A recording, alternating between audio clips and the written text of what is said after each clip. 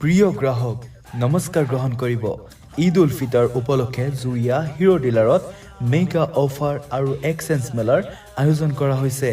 এই mega offer আৰু exchange মেলাত আপোনালোকে আপোনালোকৰ পুৰণি দুচকীয়া বাহন হালহলনি কৰি নতুন বাহনো ক্ৰয় কৰিব পাৰিব